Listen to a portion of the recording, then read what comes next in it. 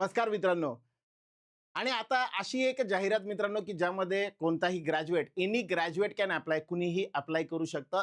जर तुम्ही बँकिंग परीक्षांची तयारी केली असेल, मागच्या 3 ते 4 वर्षांपासून तुम्ही तयारी करताय, पण आता सध्या कुठे सिलेक्शन झालेलं नाहीये, कोणतीही प्री एक्झाम क्वालिफाय झालेलं नाहीये.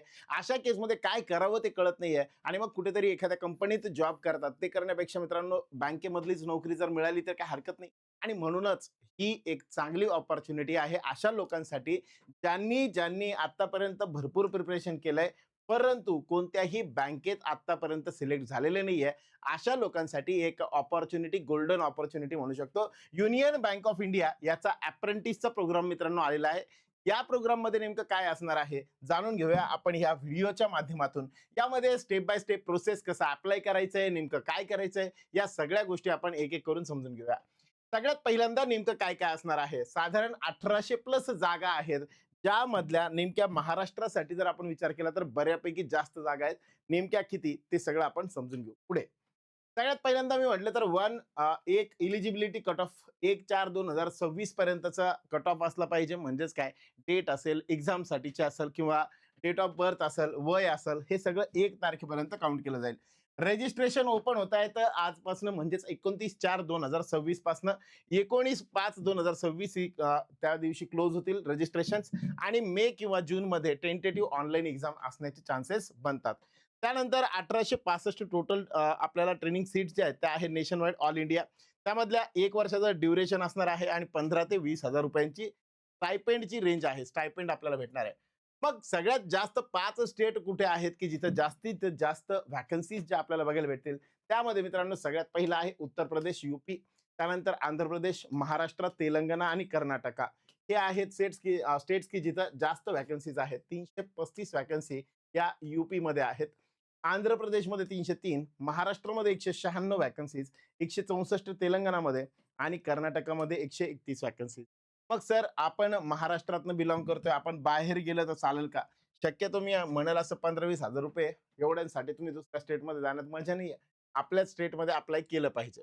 पुढे एलिजिबिलिटी फनेल नेमकं काय असणार आहे, कोण कोण एलिजिबल असणार आहे. Stage 1 age parameters. एज काय असेल, 20 ते 28 वर्षापर्यंत तुमचं वय असलं पाहिजे. SC ST साठी +5 इयर्स, ओबीसी साठी 3 इयर्स आणि PWBD असेल म्हणजे फिजिकली हँडिकॅप ज्याला म्हणतो आपण, त्यामध्ये 10 ते 15 वर्षापर्यंत depending on physically handicap certificate नेमकं कशामध्ये येतं, कोणत्या कॅटेगरीमध्ये येतं, त्यानुसार तुम्हाला काय होईल, या ठिकाणी जे येते इयर्स भेटतील. विडोज असतील, डायव्होर्स वुमन असतील तर अशा लोकांसाठी हे 35 ते 40 वर्षाचं वय आहे.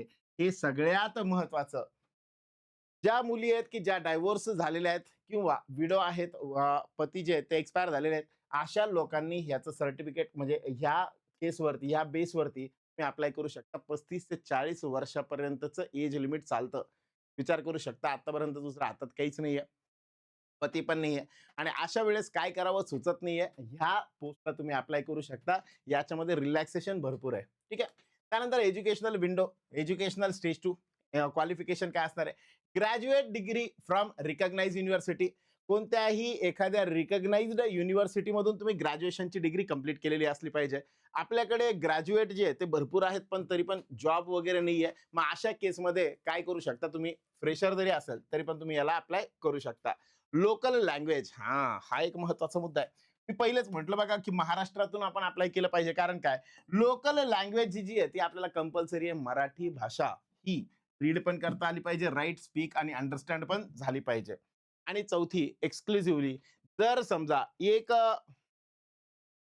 एक वर्षापेक्षा जास्त अप्रेंटिस जर अगोदर कुठे घेतलेली असेल तर अशा केसमध्ये तुम्ही यामध्ये काय करू शकत नाही, अप्लाय करू शकत नाही. पहिले जर अप्रेंटिस घेतलेली असेल तर साधारण 1 वर्षासाठी हे अप्रेंटिस जी असते म्हणजे ती त्या ठिकाणी राहते.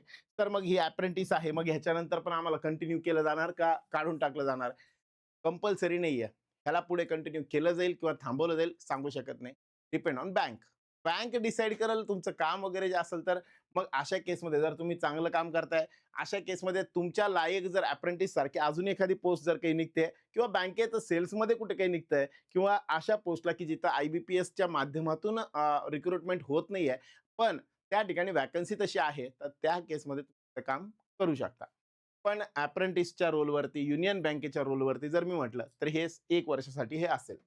टियर 1 मध्ये सिटीज, मग सिटीज नुसार जे स्टायपेंड मिळेल बघा. टियर 1 रुरल असेल किंवा सेमी अर्बन असेल तर अशा ठिकाणी 15,000 तुम्हाला सॅलरी मिळणार आहे. त्यानंतर मी म्हटलं अर्बन ब्रांचेस ज्या असतील तिथं 18,000 रुपये आणि मेट्रो सिटी ज्या असतील तिकडे 20,000 रुपये पर मंथ, अशी 3 प्रकारची सॅलरी स्ट्रक्चर्स आहेत. कमीत कमी जरी म्हटलं मी तरी 15,000 रुपये मिळतील. छत्रपती संभाजीनगरमध्ये तुम्ही अप्लाय करताय, मग अशा ठिकाणी अर्बन ब्रांच भेटली तर 18,000 आहे. हेच तुम्हाला कन्नड, नाशिक वगैरे अशा साईडला भेटलं ते रुरलमध्ये किंवा सेमी अर्बनमध्ये, तर अशा केसमध्ये आपल्याला 15,000. ओके. मग याच्यानंतर ह्या पद्धतीने जे आहे तर आपल्याला वेगळे काही अलाउन्सेस भेटणार नाहीये. Paid monthly after adjustment of fully authorised absence, जेवढे दिवस तुम्ही प्रेझेंट आहात त्यानुसार तुम्हाला ती सॅलरी मिळेल. अलाउन्स किंवा बेनिफिट्स जे आहेत ते काही भेटणार नाही. आणि branch categorisation determine the pre define, जसं पहिले ठरवून दिलेलं आहे त्यानुसार ब्रांच जी आहे ती तुम्हाला काम अलोकेट करेल. ही पॉलिसी फ्रेमवर्क काय काय असणार आहे? Training hours and overtime. Hours match standards clerical strictly no overtime allow. तुम्ही जास्त वेळ जरी थांबले तर तुम्हाला काही वेगळे पैसे भेटणार नाहीये. ह्या पद्धतीने लिव्ह पॉलिसी, एक कॅज्युअल लिव्ह तुम्ही घेऊ शकता सीएल पर मंथ एका महिन्यामध्ये. Maximum 4 leaves can be taken at a time, आणि 4 लिव्हज एका वेळेस तुम्ही मॅक्झिमम घेऊ शकतात. नॉर्मल बँक हॉलिडेज जे असतात तेच इतके जास्त असतात, तुम्हाला वेगळे काही घ्यायची गरज पडणार नाही. Legal status, you are a training not a worker, so labour law, PF, ESI, bonus हे सगळे काही आपल्याला अप्लाय करणार नाही. सोबत जॉईनिंग फार्मिंग युनियन बॉडीज, जे जॉईनिंग वगैरे असतं त्याच्यापासून तुम्हाला प्रोहिबिट केलं जाईल. एम्प्लॉईजच्या त्या वेलफेअर वगैरे ज्या युनियन असतात त्यांच्यासोबत तुम्हाला घेतलं जाणार नाही. पोस्ट ट्रेनिंग झाल्यानंतर must pass final assessment for certification. सर्टिफिकेशनसाठी तुम्हाला फायनल असेसमेंट पास करणं कंपल्सरी असेल. Contract automatically terminates after 1 year. No obligation for the bank to offer regular employment. बँकेवर हे काही कंपल्शन राहणार नाही की बँकेने तुम्हाला रेग्युलर वर्कर म्हणून ऍक्सेप्ट करावं. क्लिअर आहे का? त्यांनी आधीच नोटिफिकेशन मध्येच हे सगळं क्लिअर केलंय. आता येतो महत्वाचा मुद्दा मित्रांनो, सिलेबस. मग याची सुद्धा एक्झाम असणार आहे आणि एक्झामचा सिलेबस आहे 20 क्वेश्चन्स. जनरल अवेअरनेसचे 20 मार्कांसाठी मित्रांनो असणार आहे. जनरल इंग्लिशचे 20 क्वेश्चन्स 20 मार्क्ससाठी. क्वांटिटेटिव्ह ऍप्टिट्यूड या आणि रिझनिंग ऍप्टिट्यूड यांच्यासाठी 20 मार्क, 20 क्वेश्चन आणि 20 mark. Computer or subject knowledge हे म्हणतो आपण कम्प्युटर बद्दलचं, मग त्याच्याबद्दल साधारण 20 मार्क, 20 क्वेश्चन. आणि युनियन बँक हा एक नवीन प्रॉडक्ट त्याच्यामध्ये टाकलाय, union bank of India products and services, 20 marks. तर मित्रांनो यामध्ये आपण एक कोर्स डिझाईन केलाय ज्यामध्ये तुम्हाला जनरल इंग्लिश आणि जनरल युनियन बँक ऑफ इंडियाचे प्रॉडक्ट्स अँड सर्व्हिस हे तुम्हाला एकत्र भेटतील एकाच कोर्समध्ये.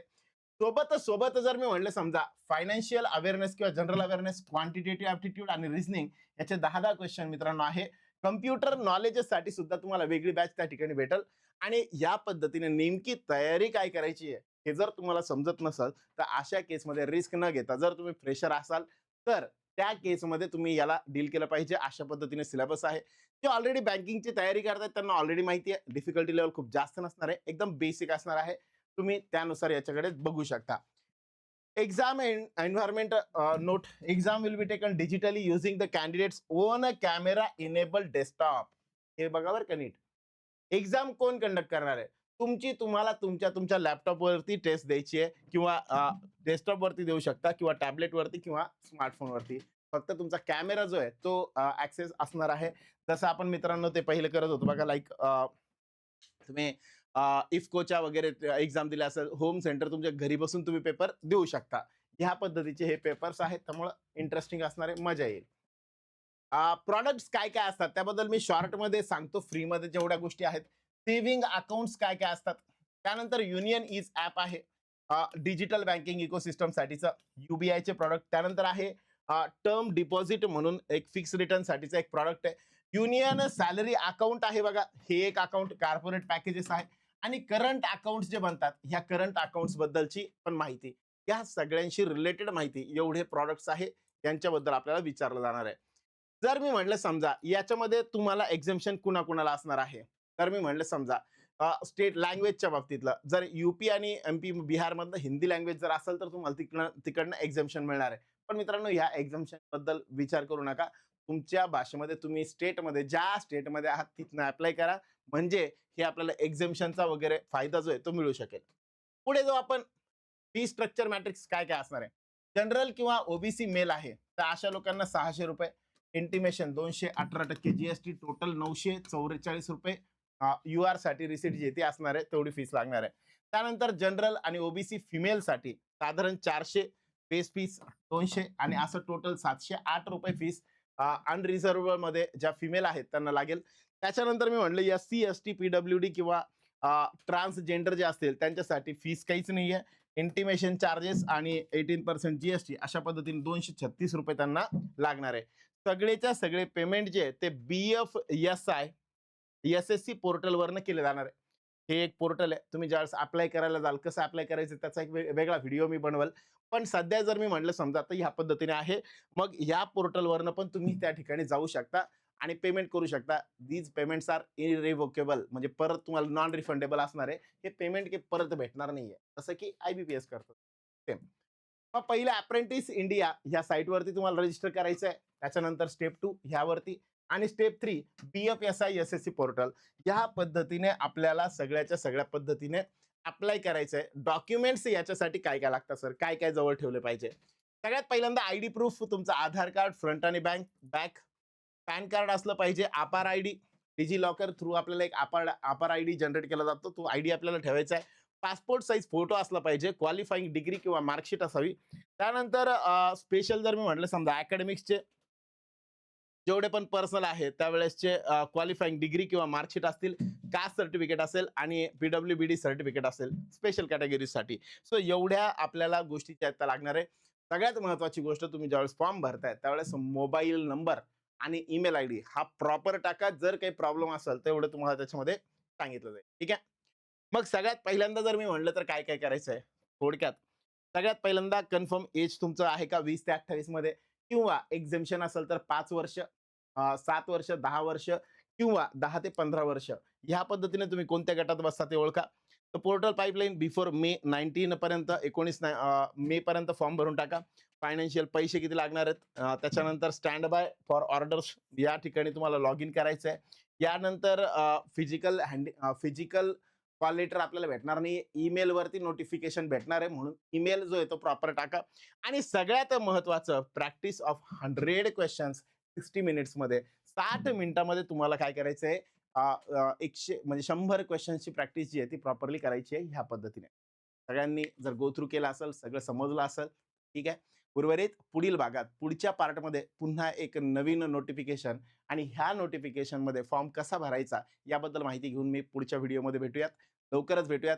ज्यांनी ज्यांनी पुन्हा एकदा सांगतोय, ज्या ज्या लोकांनी आतापर्यंत भरपूर एक्झाम देऊन झाले, 1 वर्षाचा गॅप मिळाला, 1 वर्ष आता काय करावं कळत नाहीये, अशा केसमध्ये जर तुमच्या हातात काहीच नसेल तर अशा केसमध्ये तुम्ही याला अप्लाय करू शकता वर्षभरासाठी. मग सर वर्षभरानंतर काय, तर जर समजा तुमच्या हातामध्ये अजून काही रिझल्ट आलेले आहेत मग त्या रिझल्ट्सला प्रेफर करा. पण नसतीलच, फ्रेशर असाल किंवा एकदमच नवीन असाल त्या केसमध्ये, किंवा बऱ्याच दिवसांपासून तयारी करताय हातात काहीच नाही, अशा केसमध्ये ह्या पोस्टला अप्लाय करू शकता. ओके, चलो थँक्यू. अजून काही अडचण असेल तर तुम्ही बिंदास्त कॉल करू शकता, मेसेज करू शकता. चालेल, चलो उर्वरित पुढील भागात. Good day to all of you.